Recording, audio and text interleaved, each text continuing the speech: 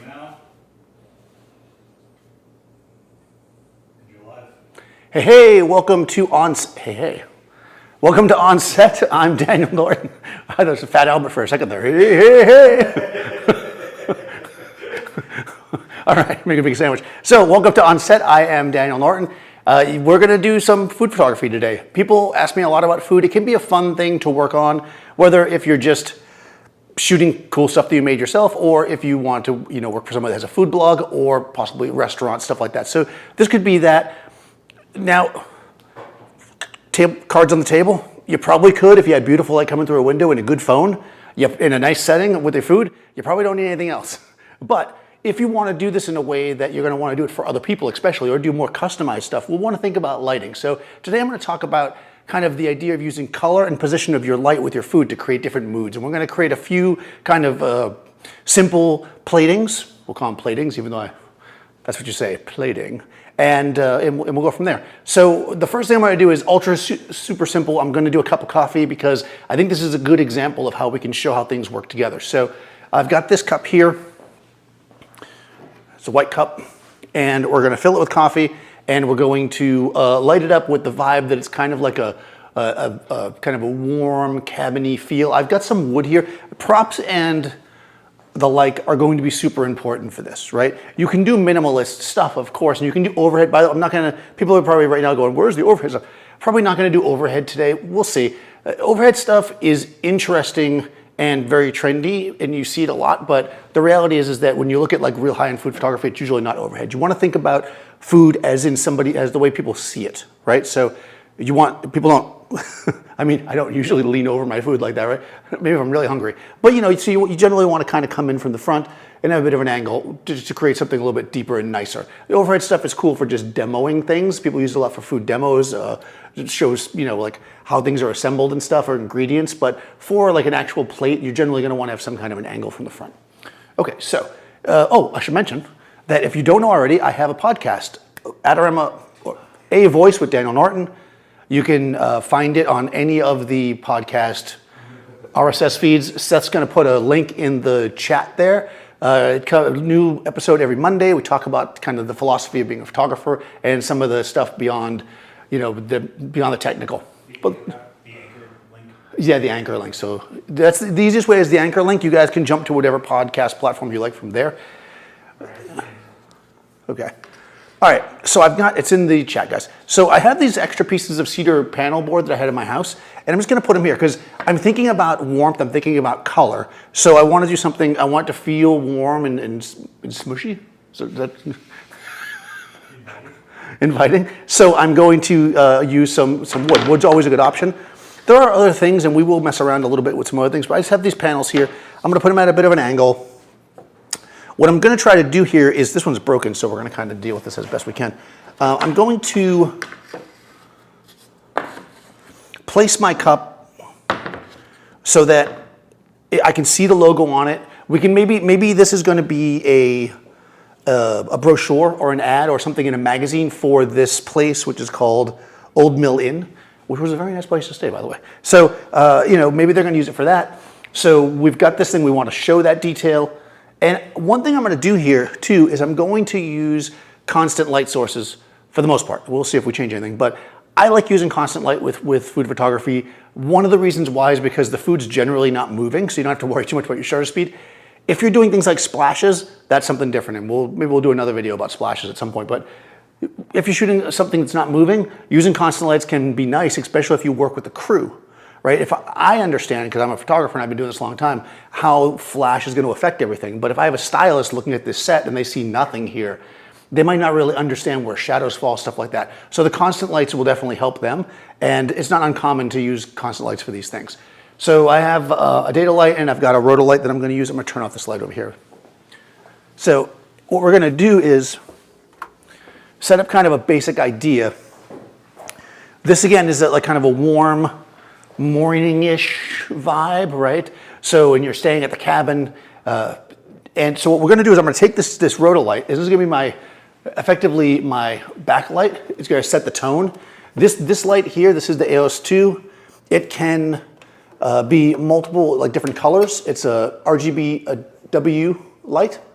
So we can either use the color temperature to make it warm, which is what I'm doing here, or you can in fact go in, I'm gonna turn it down so I'm not blind shooting the camera, or you can go in and there's a gel mode.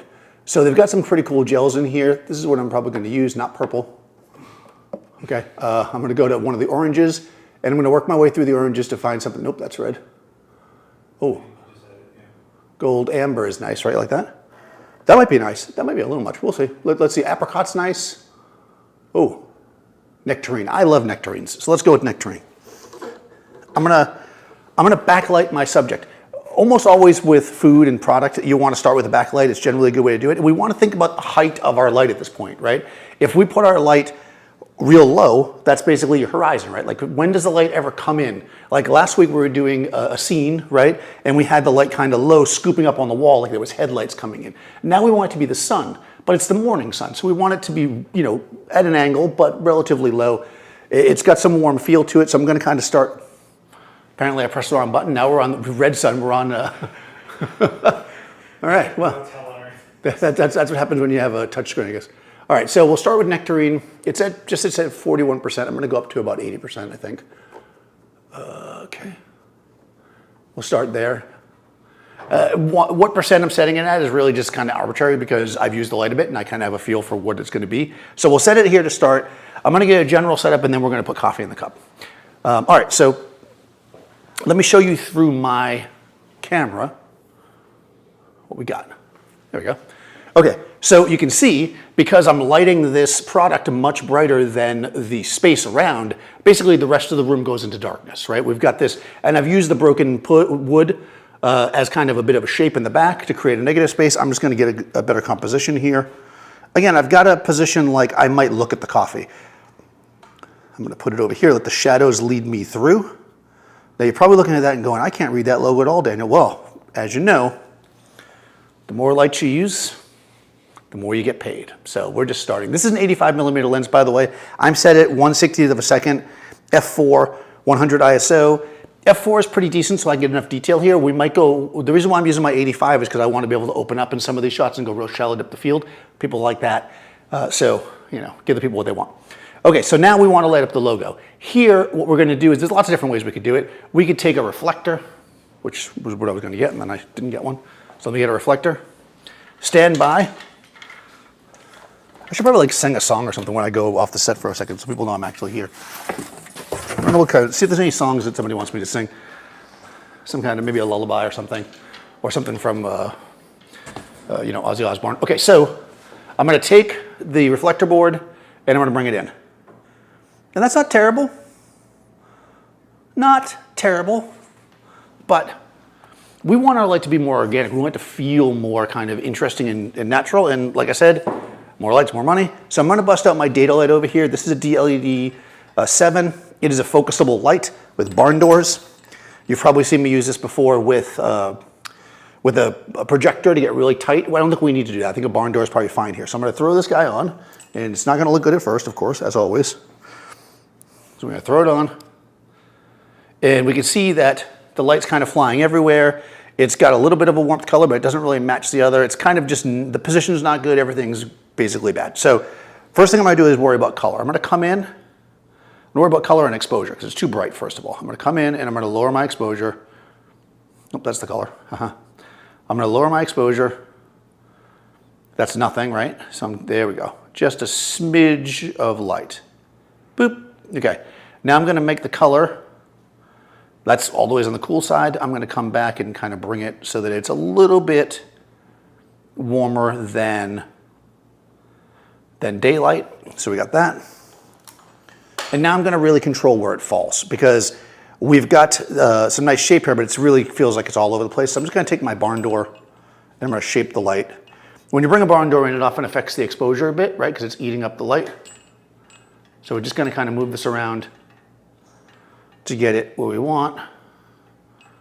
So it feels natural and doesn't necessarily feel like there's an extra light there. When you're doing this kind of stuff, you want to try to make it feel as natural as possible. And I'm purposefully letting the cup have some shadow and stuff because I feel like that looks more natural. If you wanted it to be lit all the way to the bottom, you could turn your barn door to get more spread like that. So it kind of depends on the look you're going for. I feel like that looks too artificial. So I'm going to kind of come here. My barn door is now horizontal.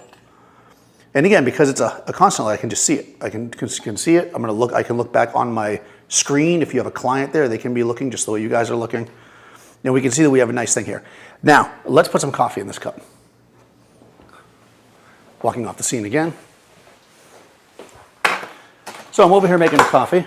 It's a double espresso.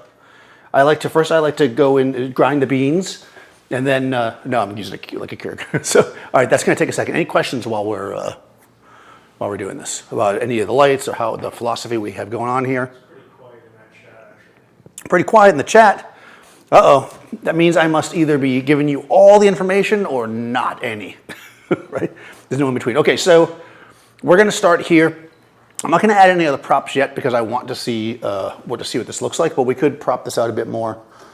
Again, this is just wood panels that I got at the home improvement store.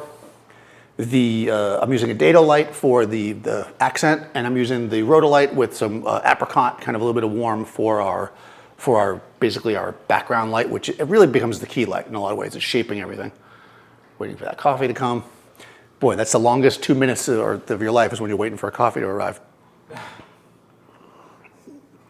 Okay, so does anybody in the audience do food photography, product photography? You might notice that there's a lot of similarities here as to how we shoot product and food. Food is effectively a product. No, but Ambient with Gardy has a food shoot this weekend.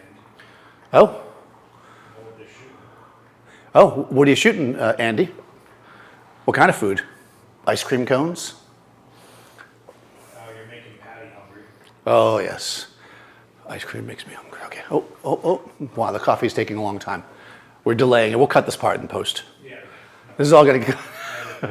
I'll just say that I had the cup of coffee ready, and somebody said, "Oh no, make it live." Is it hard to cut out ambient light when shooting ambient lights, or do you keep Oh, that's a very good question. Is it hard to cut out the ambient light when you are using a constant light source? Yeah, it becomes a lot more difficult. When you are using these kind of lights, you don't have nearly the power. And you probably see we have a V-flap blocking the window here because we have no shade there because, well, I won't get into that. But you see all the other shades are closed because of that, right? But it is the end of the day with the light piercing through. You can see if I turn off the lights, we do get some exposure in here, but it's not, I've got it mostly gone. You notice I didn't do a black frame this time. It caught me on that. Do you use a long lens or relatively wide lens for food? Okay, so do we use a long lens oh, that's actually pretty dark. A long lens or a relatively wide lens for food? That really depends on the vibe you want to get. Just like anything else, right? When you're using a wider lens, you're going to have this feeling like you're in there, right? So if you want a shot where you're really feeling like you're at that table and there's food spread out in front of you and there's lots of it, then you might want to use a wide lens. If you want to do something a little more precise with maybe a bit of shallowed up the field and just kind of have a little bit of something popping, then you would use a longer lens. So, can you use flash? Of course. Flash if you have flash, you are probably going to use it, for whatever projects you have. It doesn't hurt to have flash. The reason why I mostly leaned towards this was because I knew I was going to mess around with color a lot, and these RGBW lights make life a lot easier when you can really quickly do that. And like I said, when you have a client on set, it's nice to be able to just do it. But sure, if you have flash, it works really well. They're not always. What's that? Do you think you'll be able to capture steam? Steam? I don't think so. I can barely see it. They actually did a video on capturing steam. So to capture steam, you really got to backlight it. Yeah. And yeah, I don't see any. I mean, if you can't see it, you're not going to capture it. Because I'm using the light. You can see the light source I'm using. This is not particularly steamy, so you have to have it really hot. I mean, this is coming out of a coffee maker. You would probably boil it if you wanted to actually catch steam. So yeah, I wouldn't count on steam here. So. Okay, so you know what though? This is pretty close to being done, but if you're like me and you stay at the old mill, you're not gonna want to just have coffee by itself. We need something with it, right? So over here, Seth baked us up. Yeah. I won't even open this thing. He baked us up at home and then put it in plastic, some cookies. All right, so we're gonna take a little cookie, Props are key. We're gonna place our cookie in such a way. Yeah, because that's exactly how you would eat it. Now it's blocking the old. So this is where a food stylist is nice. You can be like, move it. No, you should be nice to the food stylist. All right, so we've added this. If we want to go even further, we could take, you can really start to create scenes out of these. Like, obviously we're trying to be like, oh, here's a cookie because we're really fancy. But the reality is that nobody eats one cookie, right? So we can take another cookie. Right there, let's see, is that a good spot for it? No.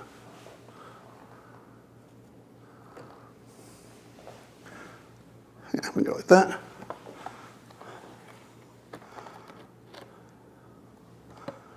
A little pile of cookies. Like that. You can't see the actual coffee or the steam, what's the point? Well, if we can't see the actual coffee or the steam, what's the point? We should probably be able to see the coffee. I just can't see it right now. We could add more coffee into the cup, which is what we would do. The steam, I don't know that you feel like that you really need. If you wanted steam, you would use boiling coffee. This is a 1.8 lens, right? This is a 1.8 lens, yeah. I'm gonna make a mess here so you guys can see. If you can't shoot the steam, why do you make the coffee hot and stuff like that? Well, yeah, if you want to get the steam, then you would make the coffee hot. Yeah, why even bother to put coffee in there? So it looks more real. You can see now with coffee in it that it looks much better, right? Even without the steam. Again, if you wanted steam, you would have to boil the coffee. I'm not in a kitchen here, so I'm working with what I got. But yeah, if you were actually at a restaurant, right, or at this place, you could have them boil the coffee and make it extra hot. We don't have the facility here to do it, so that's what you would do. But as noted, I've done a video on capturing steam, so if you want to know how to do that, you would be able to do it here if the coffee was hot enough. That would be what I would say there. And then what you want to do is shoot a whole bunch of pictures as the steam's coming up, and then you might want to just choose the one that has the best steam. I feel like I can see this well enough. And we're just going to adjust our food around until it looks, that's too perfect. Nobody wants perfect cookies. You want a cookie that's like pretty close to perfect, but not. Would you add dry ice? Would I add dry ice to the coffee? No, I would just boil it. If you boil the coffee, it will steam. When it first comes off the Keurig, it's steaming, but the Keurig is not. Coffee doesn't, okay. Not to get into coffee too much, but you don't want to boil water for coffee because it will burn the coffee and make it taste terrible. Coffee is usually produced at a lower temperature, so you're not boiling the water for coffee. But for a pitcher, yeah, you can do it. You can also get canned smoke. No, I'm just kidding. They just said Gavin could get the steam for you. Oh yeah, Gavin will get the steam. No croissants? No croissant, no. Okay, so simple, right? Cup of coffee, 2 lights, creating a bit of a scene. We're just sitting here in the studio. It's all white around, right? But this sets some kind of a scene that we're somewhere, maybe more interesting than we are. And you can adjust your exposure and stuff as you are. I was going for more of a morning shot. Now you might think this is still a little bit too shadowy. And if that's the case, then again, we could bring the reflector in just to fill in those shadows a little bit more. Now, we're not really worried about filling in the cup. We're worried about filling in the shadows. We can just bring this in and we can get it filled in a bit, back here, like this shadow back here. That's probably pretty good. Not too much on the cup, just like that. So easy as that, simple, right? But yeah, steam, you just need to have boiling water. Steam is not hard to catch. Dark background, backlit, boil, easy. Okay, other questions about this besides steam? White balance. My white balance is set on, Daylight. it's set on 5,000 probably, because that's where I normally set my white balance. For this camera, but effectively what I would normally put it on for flash or anything else. Yes, because again, you don't want to balance your camera differently. Yeah, what does it set at? Oh yeah, it's set at 5,000. If you're shooting food, do you want to get it hot to capture steam going out, or will that affect the sharpness of the ingredients? I guess. Oh, I think that steam is overrated. Personally, I don't think that you see steam in as many food photos as you think you do. You see it in coffees and stuff because that's easy. But if you're talking about like, I don't know, a steak with steam coming off, you see that in video when they're making it, but not when it's sitting on your plate. It doesn't look as good in a food photo. I don't know if it ruins the detail, but I don't think it's standard practice, at least not to my knowledge. I feel there needs to be a gap between the handle and the rear biscuits. I guess they think it's a little too close to touching that. Oh, well, I mean, sure, you can adjust your. I'm looking at live view, by the way, if I'm a shot. Yeah. I was taking everything away, but yeah, of course, you can definitely adjust the composition however you want. This is, you could spend, 80% of food photography is styling, right? Just like the same is true for fashion photography. It's like people think that it's all about the photographer, but in reality, these things are about the stylist.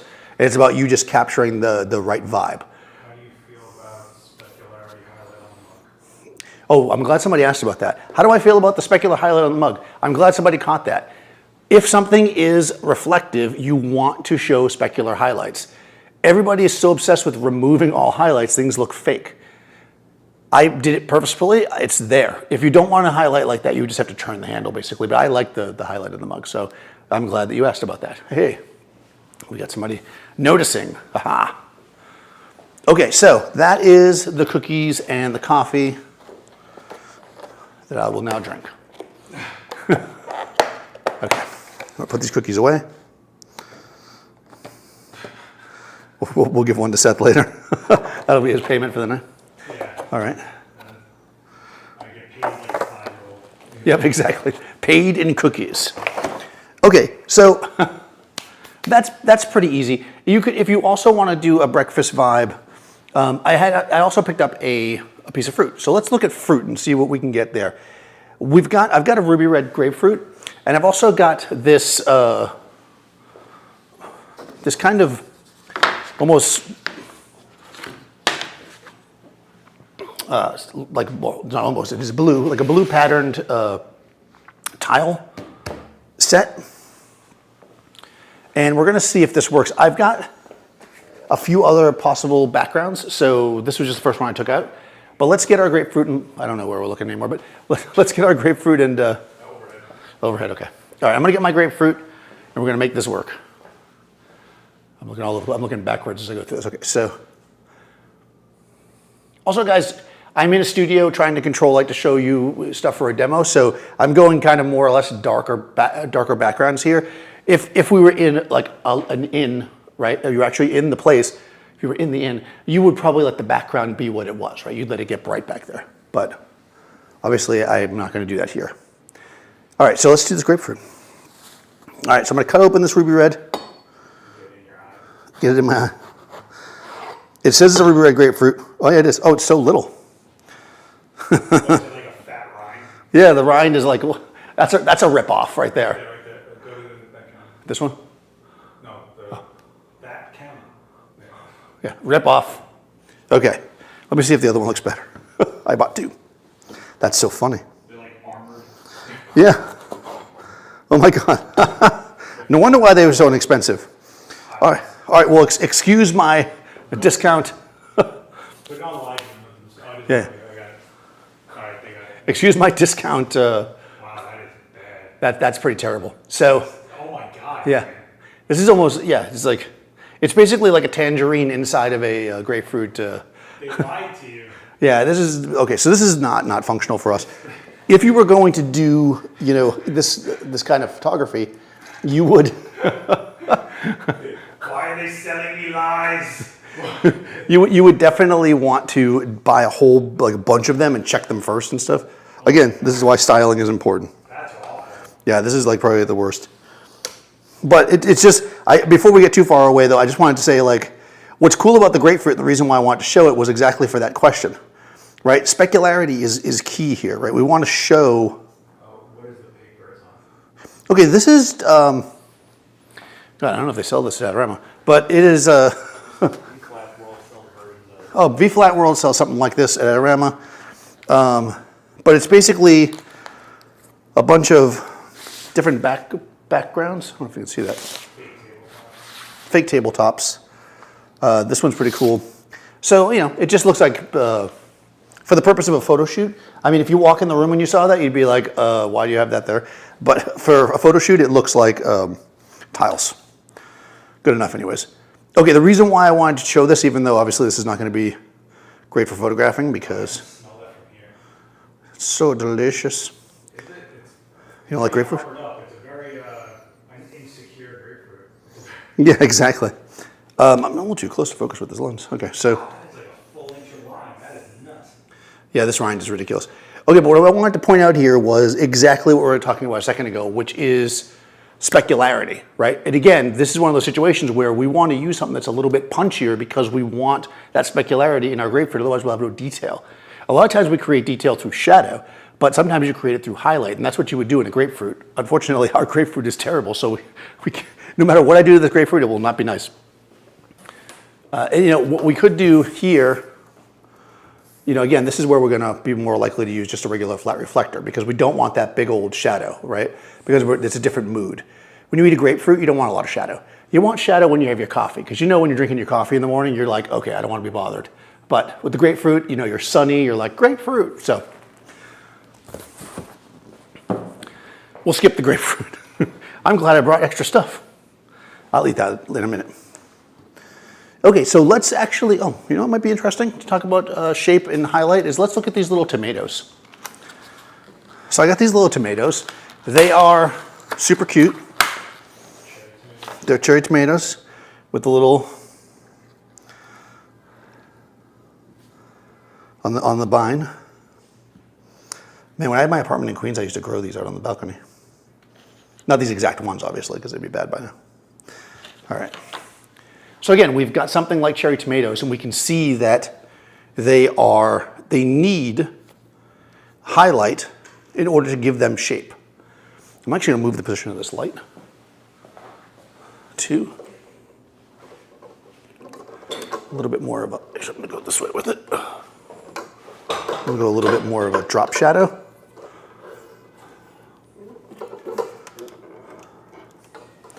So what we want when we have something like a tomato is we want to be sure that we've got, wow, okay, that's a reflection, huh? All right, so we've got a terrible reflection on the thing, which I'm going to deal with in a second, but we want to be sure that we've got a highlight and a shadow to show that the tomatoes are round and, Wow, what is that, vinyl paper? yeah, it's super shiny. Well, but I mean, I guess so would be, Yeah. it's super shiny though. I think what we'll do is, actually, instead of using this rhodolite, we're going to switch this out, guys, for a second. And I'm going to actually use the dado for this. I think the dado is going to be a little bit creamier. If I can find my box. This one, big. Oh yeah, thank you. Yeah, I'm going to use the softbox on the dado light. So if you were using flash, same thing, right? Could bust out a softbox. We're going to use the dado. And again, because the tomatoes aren't going anywhere, we don't have to worry about our shutter speed because obviously a softbox is going to eat up light, which is now going to make us want to go with a slower shutter. At this point, though, at a 60th of a second, even if the tomatoes were trying to run around a little bit, they'd be fine. But, in my experience, tomatoes stay put. Sometimes they roll away, but that's a whole other thing. All right. Okay. Boy, that grapefruit being a dud was, this is what it's like when you, when we're tightrope walkers here, right? Without a net. Okay. All right. I'm going to bring this guy up, and I'm going to actually light it from here to start. Okay, so again, this is a dado light in a softbox. I'm going to turn this guy up. At this point, we want all the light we can get. Yeah, I'm going to get my color temperature to be normal. There we go. All right, we've got this. I am going to go a little bit, actually. I've got one diffuser on there. We'll start there. Which dado light is this? This is the dado light DLED 7. It's a little under, right? we can see that, well, can I focus? Yeah. I think I might switch lenses here. This 85 is not meant for close focusing. Seth should have loaned me his... Oh, don't sorry. You didn't tell me to give you a macro lens. I know, yeah, I did not request a macro lens. I'm going to switch back to my 24-70. I was thinking I was going to do something with a bit of a more shallow depth of field, but we're not doing that right this second, so. I'm going to switch this lens out. I turn the camera off, of course, before you switch your lenses. That way you don't attract too much dust. There we go. This lens has a really decent close focus. It's surprising, actually, for a Yeah. lens. Yep, exactly. So we're basically going to, I might have to turn this back on, I guess. Or did it come back on? Yeah, there's a live view, right? Yeah. So we can see here that, again, real simple. We've got highlight, we have shadow coming across here. Now this is kind of boring. So what we're going to want to do now, and this is, I was going to use the dado for this, actually it looks a little dark on the screen. So I'm going to come up here, go a little bit brighter. Oh, that's so funny, it looks really murky. Okay, we're going to go a little bit brighter. We're going to come now I'm going to take this, you hear all that traffic? Now I'm going to bring this guy in. And what I'm going to do is dial it in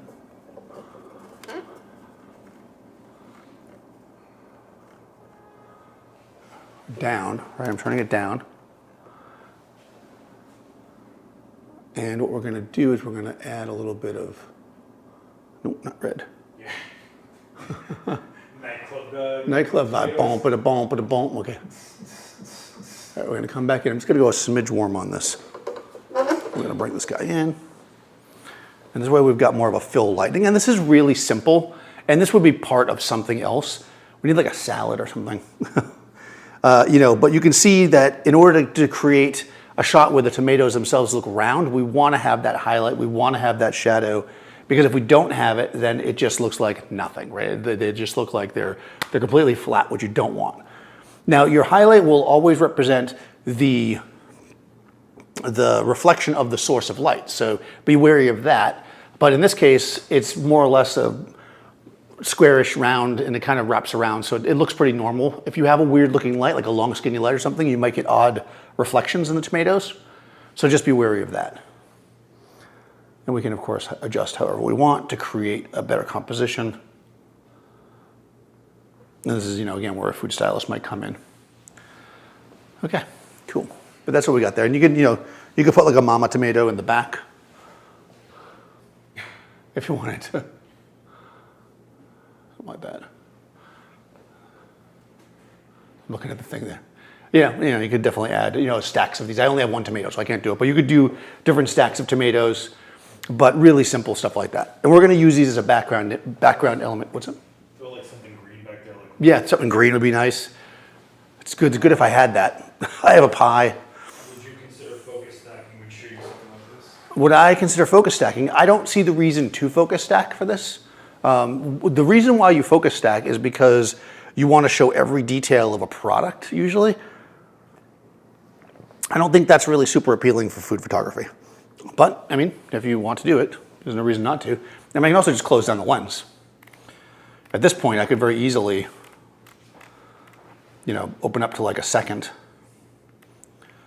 and then just roll back and get much, you know, much deeper depth of field. Now, of course, there's reasons not to do that, obviously, but you could get deeper focus by going like that as well. I was just shooting at f4 because that's where I like to be for this.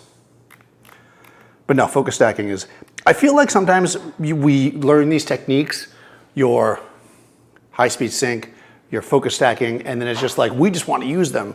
But really, they're stuff you use very rarely, even if the manufacturers push them like they're the next great thing. They're usually something that you use once in a while, not something that's actually used constantly. Unless you do it once as a thing constantly. Yeah, if you're doing it right, exactly. So you know that, right? What's that? You didn't even shoot it. Yeah, I didn't shoot it. Let me take a picture of it. You just said no, you walk away. Yeah, I don't actually take any pictures. I'm just showing. Yeah, I've taken 2 pictures tonight. We got tomatoes, we got cookies. Okay, so Again, and also, by the way, we're looking at here, we have this contrast, right? We have this like orangey red in the tomato, and then we have blue-green for the, oh, thank you, for the background. So I'm thinking about that. Color is really important as we work through this. So I want to do, I had an idea. I had this chocolate cake. Where you set your white balance at? So. Right now the white balance is set at 5,000, which is where I generally set my white balance. And both of these lights are set at 5,000. So right now it's basically equal to the lights. On this camera, I always set my white balance at 5,000 because Seth told me to. And it's been very effective ever since I've started doing it, so. When somebody tells you something and you try it, it works well, then you stick with it. Okay, so I have an idea to chop up this cake. What an idea. I have an idea. Cake. We can probably turn it on. Regarding the softbox, is there any?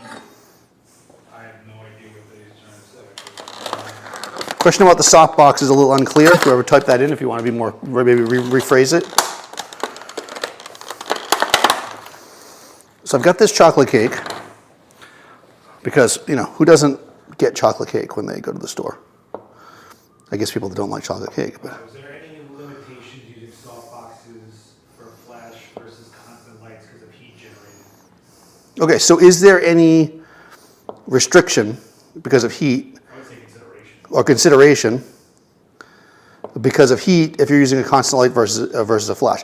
Yes, if you are using a constant light source, you want to make sure that your softboxes are designed for constant lights. It's less of an issue with LEDs these days, but still you want to be wary of it. If you were using like a tungsten light source, this would definitely be a problem. You know, but with LEDs, it's usually not a big deal. Okay, so we've got this chocolate cake. This is my serving. I don't know what you guys want.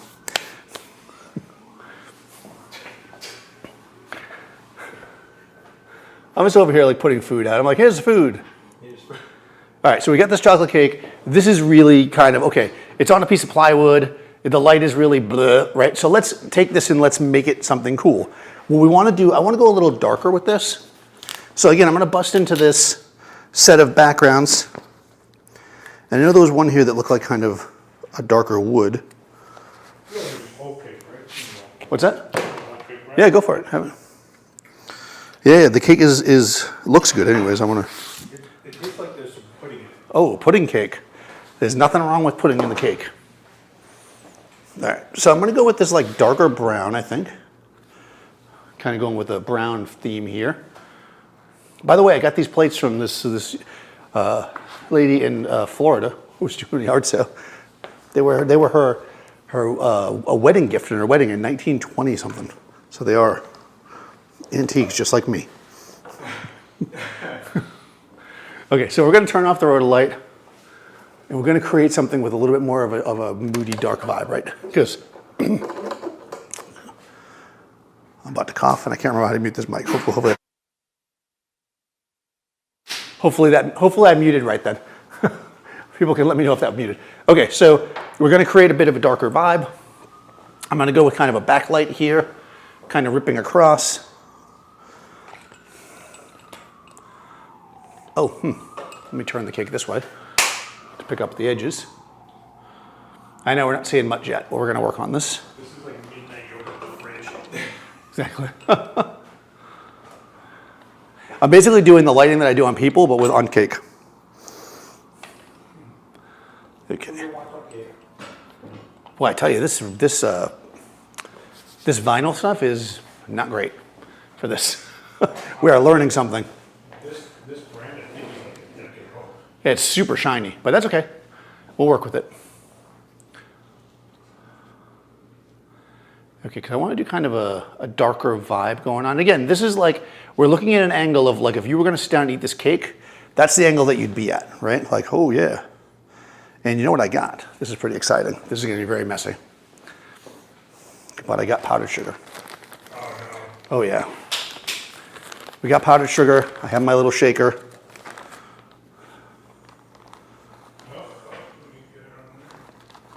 Ooh, it's annoying. Okay, there we go. Nice, okay. Perfect, that worked out. Okay, good. All day for that. All right, so this is very contrasty and dark. So let's play around a little bit. First of all, I don't love my angle either. I'm gonna get lower. There we go, that's better. Okay. If you eat that much cake, you're gonna be in trouble. All right, so we got the stack of cake. And I'm gonna, exactly. And then we're gonna take we're gonna start with what would be the most simple thing, which is a reflector. Okay, that's not terrible, but it's not really giving us all we need, right? So this is when an active fill light becomes more useful. This is, again, I'm gonna take the rotolight, put it over here, active fill, right next to the camera.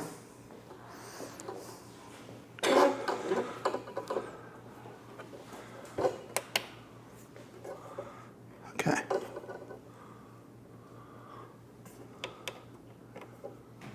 Now what we don't want to do is create two separate sets of shadows. So we want to be wary of, what am I doing there? I'm changing the color temperature. All right, so I want to get the color temperature back where it should be. I'll turn this down a little bit. Make an adjustment on my camera as well. Okay. Too much cake. All right. You know what I got to do here? Again, I think styling is important. We're losing the edges of the cake because they're so dark. So I want to make sure that every single edge gets some powder sugar.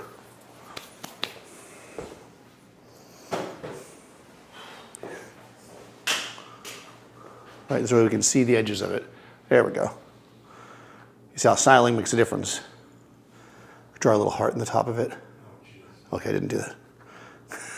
Okay. You just got so much foreshadowing. Yeah, I think what I got to do is the shadow's too much in the front. We're going to come around and we're going to lower it. Try to bring this out and up. See, we're controlling where our shadow falls.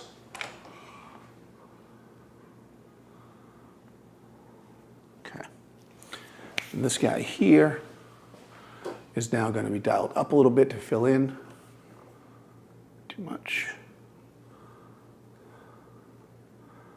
Okay, now I think the whole overall exposure is just too bright. Just dialing the exposure back until I get it where I want it. That looks about right to me. A little dark there. Okay, I'm gonna look on the computer because sometimes it's hard to see on the screen, especially with, oh, that's probably the best way to do it. All right, let's take a picture and then we'll look at it. I know, we're actually here to make photos. All right. Jump in here. Yeah, we got detail, tons of detail here, right? So we've got all the detail that we'll ever need. The whole thing has an overall kind of brown, warm vibe with the cake, with the background. We got a little powder sugar. I may have gone a little over the top of the powder sugar, but you know. If you got offered to shoot food for a restaurant, would it be better to do it at the restaurant or at your studio? If you were offered to shoot food for a restaurant, is it better to do it at the restaurant or the studio? That depends on your studio. You're going to want the food plated and dealt with as best as possible. So if they have to create the food and then carry it there, it might not be as appealing. But if you have a facility at your studio to at least heat it up and deal with the toppings and stuff, then you probably at your studio. You definitely wouldn't want to shoot it at the restaurant when it's open unless you want to show that as a background. Now, if it's an advertising shot for the restaurant and not shots of food, right? If it's like if it's more of a shot that's showing the overall vibe of the place, then you might want to show the place. So it kind of depends. But as far as convenient, I like to be in my studio if I can. We do have a stove and stuff here. I don't mess with it because it's pulse, but Fancy fork would be nice to see. a fancy fork. I have a spoon, which I was going to use for the very, very disappointing grapefruit. Yeah, I don't know. What's up with that? Oh, I switched it to the other thing so they can't see it. Yes, you're right. A fancy fork would be nice. Props are really key here, right? We want to try to make this look. There you go. Boom. I like to use a spoon. But if you like forks, then you can have that as well. And again, you want your spoon to have a reflection in it as well because, of course, the spoon is silver. Cool. Nice. Questions on this? Or? Let's do the coffee with a piece of cake. I think Oh, okay. You want to put the coffee in with the cake? Yeah, so if you... We're going to go full scene. I would do a mix of these two scenes. All right. Seth wants to do a mix. The mighty mix. Done. No. Oh. You're so lazy. Okay, I think focus on the cake, but the coffee in the background. They're saying it's probably hard to do an exposure like that cake shot because of the white sugar versus dark cake. Do you expose to the sugar? Yeah, I think in this case, what I would like, I mean, yeah. So you're saying it's hard to make a shot like this because of the contrast with the white cake and the sugar, the dark cake and the sugar. But I mean, we have detail, in the sugar. If we look at our numbers, so I think you're right. It's not easy, but that's a perfect exposure. So I don't know what else you would look for if you expose. Would you expose for the sugar? Well, would I expose for the sugar? This is that's a really interesting concept. I try to expose for the entire scene. If you are using, okay, this is interesting. This comes down to dynamic range, right? If your camera doesn't have dynamic range, then everything I say here is going to mean nothing. But if you are exposing the scene properly, the dark cake should look dark and the white sugar should look white, right? As long as you have enough dynamic range in your camera, you should be able to capture all that. If you can't, typically digital cameras have more range in the shadow to recovery. So if I had to make a choice, I would expose for the sugar. I would not want it to overexpose and lose detail, if that's what you're asking. So yes, but hopefully you have both. Because I mean, I could jump into this and, I can go into this right here. This camera's got some amount of dynamic range, right? I can come into it and I can make adjustments, right? I could make that real. Like if you shot that because you had no dynamic range, then yeah, you'd be in trouble. But the reality is that, most of these things have some room to move, right? So we can actually come in and adjust if we want to get things exactly where we want them. If you want to bring the lights up or down or whatever. So you can easily adjust your cake in post. But if you are exposing it properly, you should be able to get detail in both. I mean, you're not here, obviously. But if you look at that picture and then you look at the cake on the table, that's what it looks like. So this camera does a pretty good job there. Okay, so we got the coffee with the... Patty wants to know if someone had a hand on the coffee mug. Is that weird? Hand on the coffee mug. Is that weird? It could be, it depends, You could do a hand. Well, they can't see what you're doing. Yeah. Oh, sorry.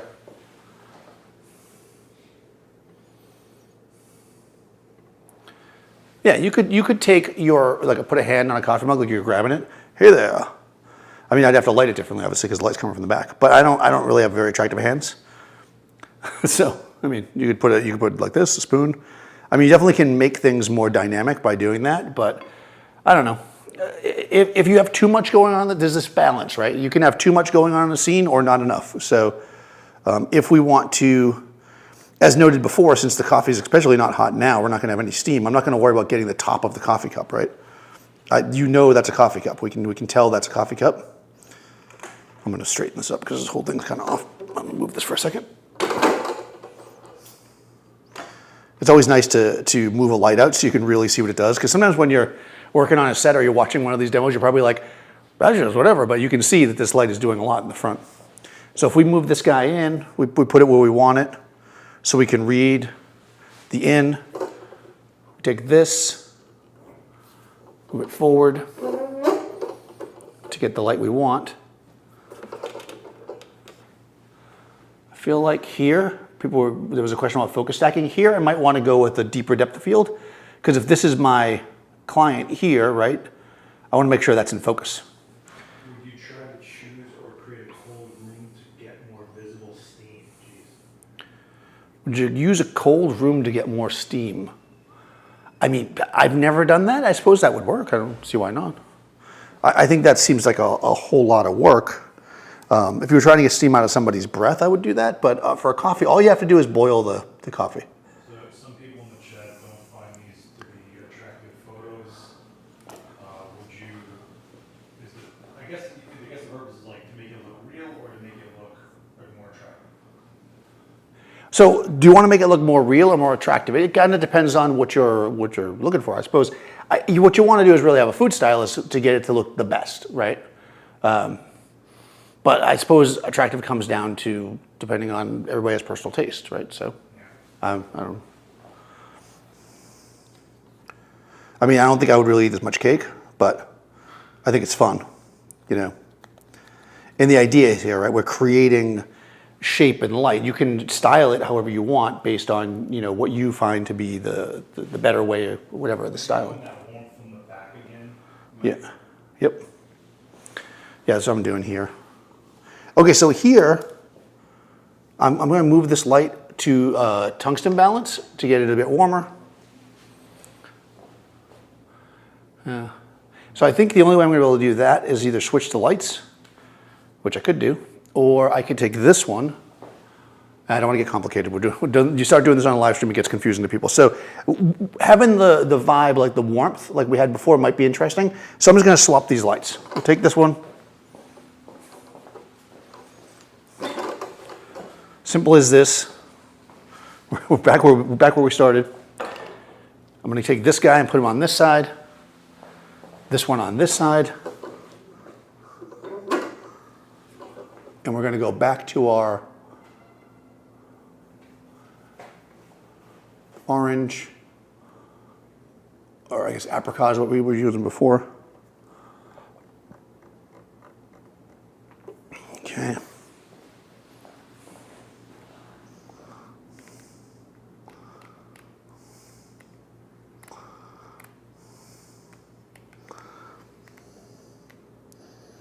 Here we're getting a little more warmth, a little more texture.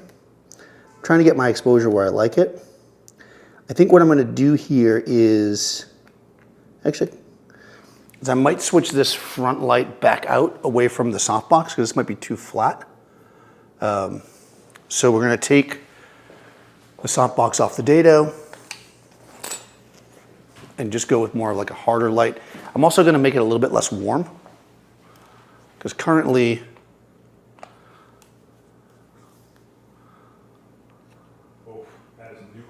yeah. Again, I'm just going to give a little bit of a hit. And I'm going to come over here right now at 5,000 for the camera. So I'm going to put this to 5,000 so it matches it to start with. I'm going to drop this one down. I'm going to I want to watch my shadows. You don't want to get two sets of shadows. But now we're creating something that's got a little bit more kind of a nighttimey vibe, right? And now we're losing all the detail in the front of that kick. So I might either need another light or possibly a fill might do us. No, I think I'll need another light to get that. I'm gonna go, let's see if that works. Okay, I'm gonna go a little wider on this. There we go. This light focuses, so I'm just pulling back the focus. So I can get a little wider, like that. Again, if you're at a table, right, you're not going to have perfect light falling on things. We're trying to create something that has a little bit of a vibe going on here.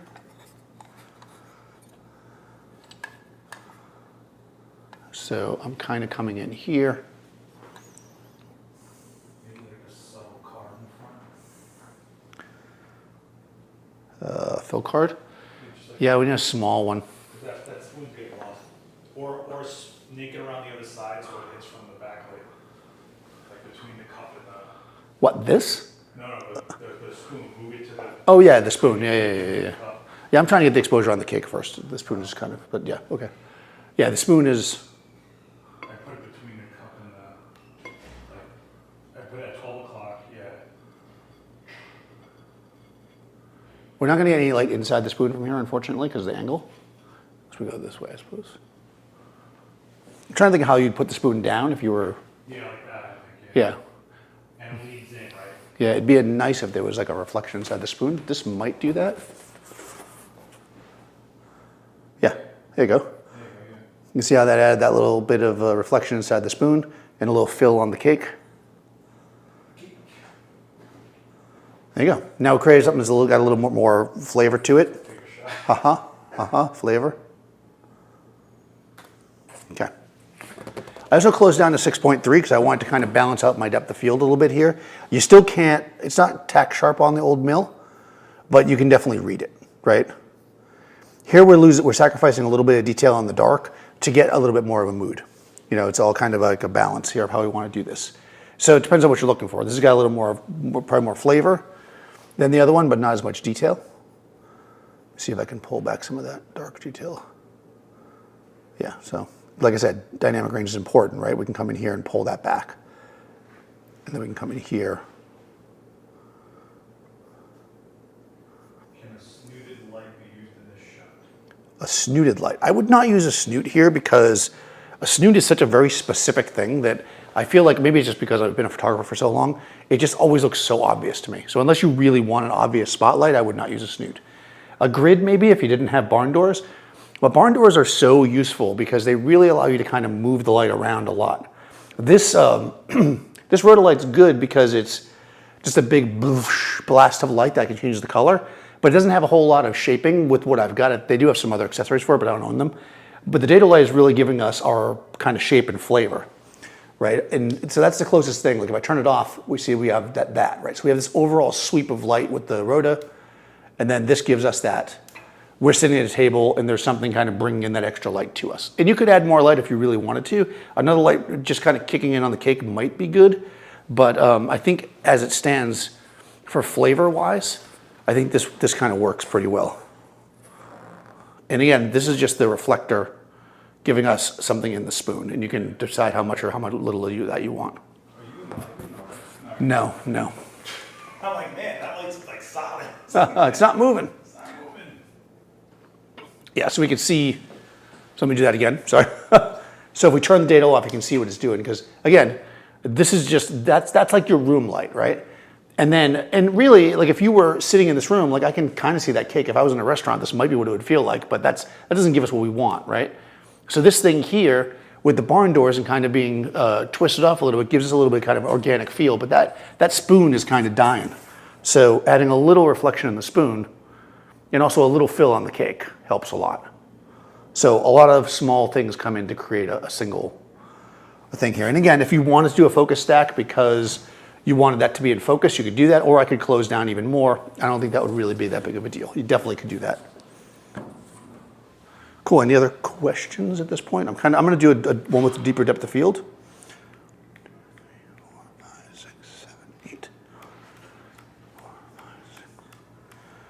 Okay, and I'm just going, I left the exposure the same, and I'm just going to come in and I'm gonna actually focus at the, just at the edge of the front cake. And I went to f16. That should give us a little bit more sharpness on the old mill.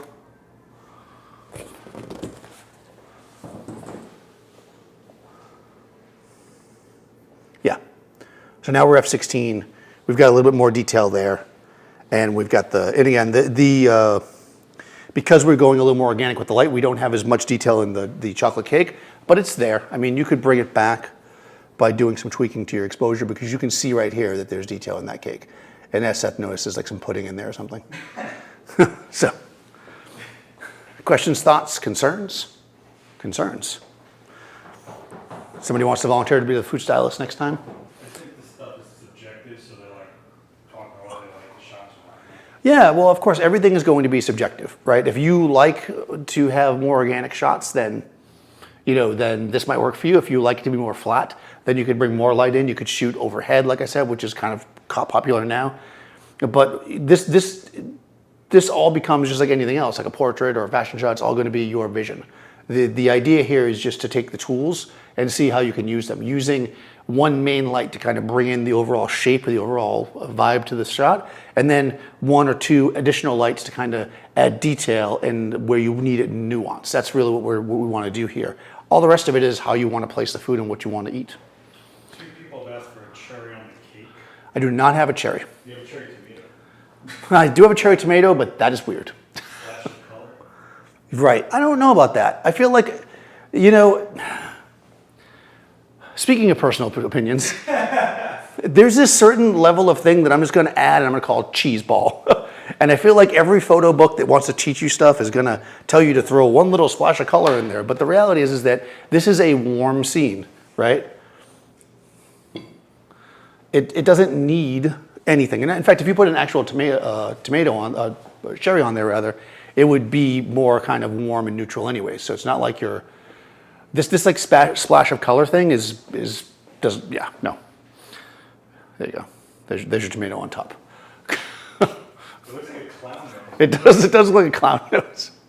So no. And yeah, I mean, I'm not saying you shouldn't try different things, but yeah, this is a neutral, warm scene. That's what I went into building, and that's what we created. It's not a, let's do that thing that they told me to do in my book in 1975, that everything needs a splash of color or some smoke in the background or this. You don't need all that stuff to create a nice shot. You need stuff that's going to work subtly. Questions? Not really. Okay. If you are unaware, because you weren't here at the beginning, I have started a podcast. If you're interested, the link is in the chat. It's pinned there. I'm Daniel Norton. This is Seth, last ex-witness. We'll be back in a couple of weeks. We're going to do some headshots. Nope, we're not ready though. So we're going to stand here and pretend like we're, you know, like in Julia Child, she just starts like eating. I'm going to just start eating. This is more sugar. Well, put some sugar on here. Any other shots? You have other food streams if they want to check it out. There are some other food streams. We did, I've done stuff with food before, so if you guys want to check them out, we've done all kinds of different stuff. We've also done, so that'll be in the playlist, right? And then we've also done capturing steam as a video by itself. You just look for that, you'll find it for the people that were interested in that. It's not really that complicated, it's just that you have to have the right situation, which is really, really hot water or whatever. We used tea when we did that, yeah. All right. Yep. All right. Later, guys. See ya.